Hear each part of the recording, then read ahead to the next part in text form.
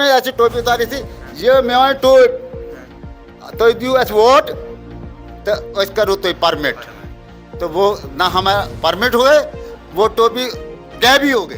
Covid के time में भी हम हीरो थे, अब ना हम हीरो है तो ना आज के 4-5 बजे उठकर हम पूरा शहर साफ कर, तारीख पे तारीख देते हैं, पूरे समाज की गांद उठाता है वो।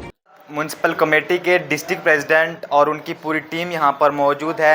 इरशाद साहब हमारे साथ मौजूद, इनसे बातचीत कर समय से लगातार आप देख रहे हैं किस तरीके से प्रदर्शन जो है डोडा या अलग अलग इलाकों में कर रहे हैं, जो अपनी परमानेंट होने की जो डिमांड इनकी है और जो इनकी और भी डिमांड है, इनसे जानेंगे कि क्या कुछ हुआ है। लगातार आपने देखा प्रदर्शन हुआ था, और जब डोडा में प्रदर्शन करते हैं किस तरीके की हालात है आप डोडा में देख पाते हैं, किस तरीके के जो ढेर है गंद कचरे के ढेर यहाँ पर बन जाते हैं। इनसे बातचीत करेंगे क्या कुछ ये कहेंगे और इनकी जो डिमांड्स हैं कुछ सुनी जा रही हैं या कब तक ये हैं जो परमानेंट होंगे। सर क्या कुछ कहेंगे, लगातार आप प्रोटेस्ट कर रहे थे और उसके बाद आपको आश्वासन दिया जाता है, आश्वासन देने के बाद जब आपका वो पूरी मांगे पूरी नहीं होती है फिर से आप सड़कों पर उतर जाते हैं, कब तक ये चलेगा?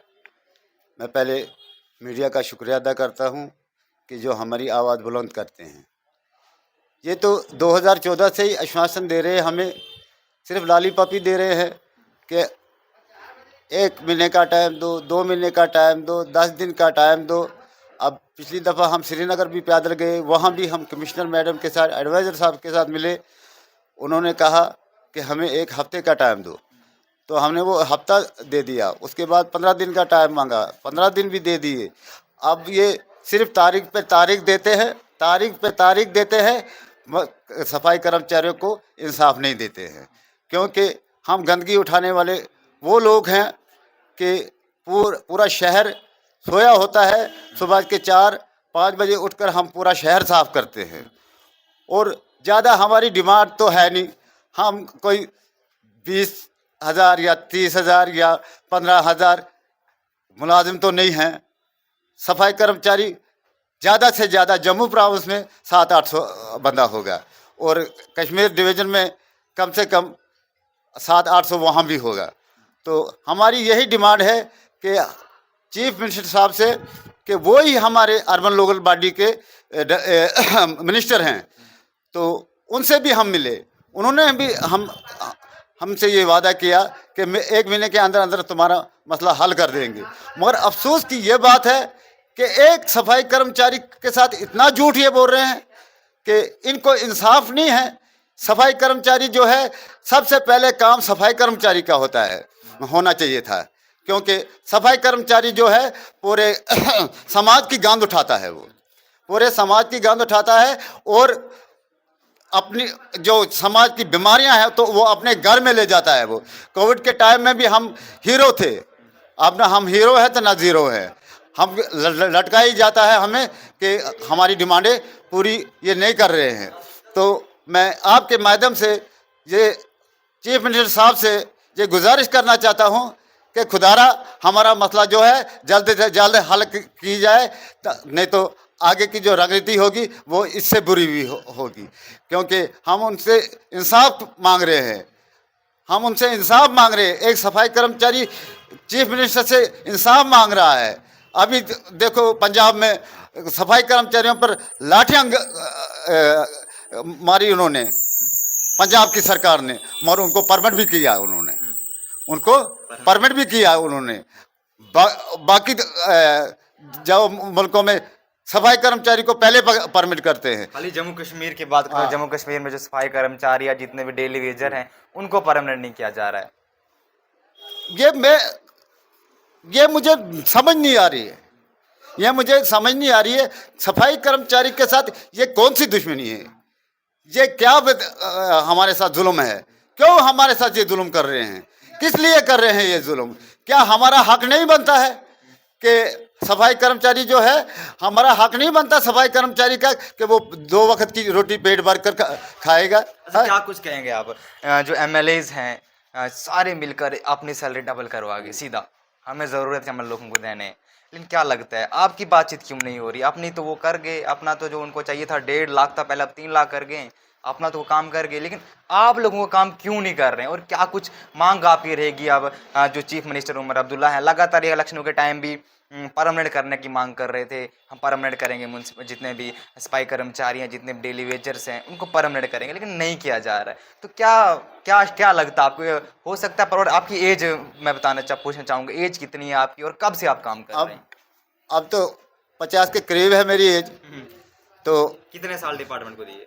डिपार्टमेंट को मैंने 17 साल दिए। 17 साल। 17 साल जो डिपार्टमेंट का वादा था कि 7 साल आपके कवर हो जाएंगे तो हम आपको परमिट करेंगे, उसी लालच में हम ये काम कर रहे थे।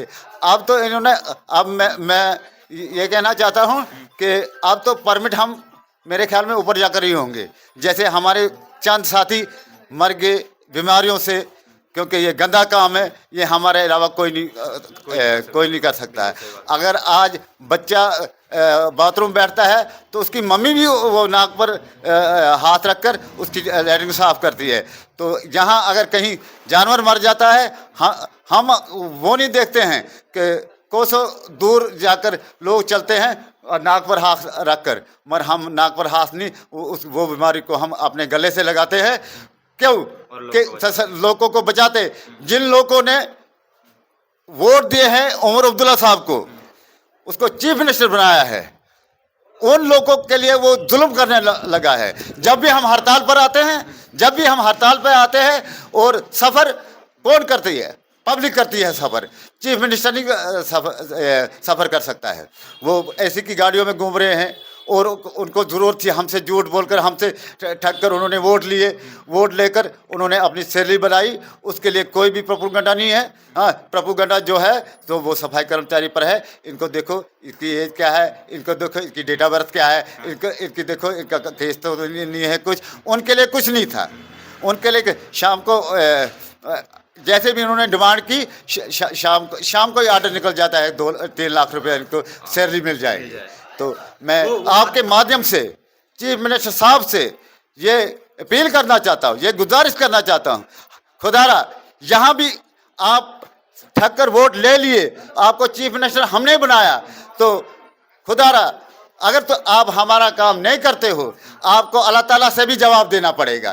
क्योंकि हम गरीबों का जो नुकसान हो रहा है इस वक्त, जो बीमारियों से मर रहे हैं, पैसे हमारे पास 9,000 से का घर चलता है, 9,000 से तो हमारा चूल्हा जलता ही नहीं है। हाँ, बहुत मजबूर हो गए हैं कि ये आदमियों ने आत्महत्या की, कोई आदमी बीमारी होकर मर गया, कोई जवान बेटियां घर में है सफाई कर्मचारियों के, वो शादी नहीं कर सकते क्योंकि उसके पास पैसा ही नहीं है। अच्छा, वो वादा भूल गए आप, जो वादा किया था उमर सरकार ने कि हम आप हमारी टोपी की लाज रखिए, हम आपकी लाज रखेंगे।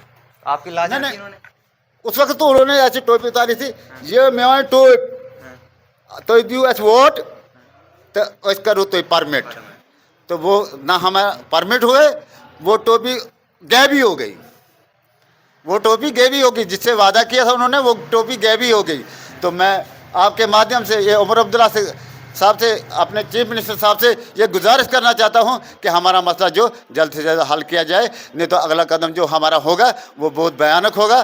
तो उसकी जिम्मेवार ये गवर्नमेंट रहेगी और ये एडमिनिस्ट्रेशन रहेगी। और मैं आपके माध्यम से पूरे शहरदारों को ये कहना चाहता हूँ कि शहरदारों, जब हमारी हड़ताल थी उस वक्त आप चुप रहे, चंद आदमी हमारे साथ निकले। शहरदारों, आज अगर 2 कागज कहीं होते हैं, वहां आप वीडियो बनाकर हमारे अफसर को भेजते हो, ये काम नहीं करते हैं। खुदारा, अगर आप में दिल से इस सफाई कर्मचारी को चाहते हो, आप अपनी मीडिया के माध्यम से सरकार तक बात पहुंचाओ कि अगर आपने हमारे सफाई कर्मचारी के साथ कोई वादा किया है तो वो वादा क्यों नहीं पूरा हो रहा है। चलिए, बहुत बहुत धन्यवाद आप। चलिए, क्या कुछ इन्होंने कहा आपने भी सुना, और ये बिल्कुल सही बातें कह रहे हैं। जब सुबह 4 बजे पूरी सिटी या पूरे बाजार में लोग जो हैं वो सोए होते हैं, तब ये जाकर पूरे शहर की सफाई करते हैं। और उसके बाद जब हम बाहर निकलते हैं तो वह हम देखते हैं क्या बात है, हमसे पहले सफाई होगी तो होता क्या है, वो 9,000 में काम कर रहे हैं। आप सोचिए कि 9,000 में क्या होता आजकल। कुछ नहीं होता। अगर आप बाजार जाते हैं तो 9,000 आपका एक ही दिन में ख़त्म हो जाता है। चलिए, क्या कुछ आपका कहना है कमेंट में आप ही अपनी राय ज़रूर दीजिए। और क्या कुछ जो सरकार ने इनसे वादे किए थे जो अभी तक पूरे नहीं हो पा रहे हैं, क्या कुछ उस सरकार को तय कीजिए, उमर अब्दुल्ला साहब को तय कीजिए, ताकि इनकी जो मांगे हैं जल्द से जल्द पूरी हो और इनकी जो सैलरी है डबल हो जाए। कम से कम अगर डबल हो जाती है तो थोड़ा बहुत इनका रोजगार चलेगा। चलिए, उससे उस हिसाब से तो नहीं चलता, लेकिन थोड़ा बहुत जो इनका है वो चलेगा। चलिए, क्या कुछ कहना आपका है कमेंट में आप ही अपनी राय जरूर दीजिए। दी सैल शर्मा को इजाजत, धन्यवाद।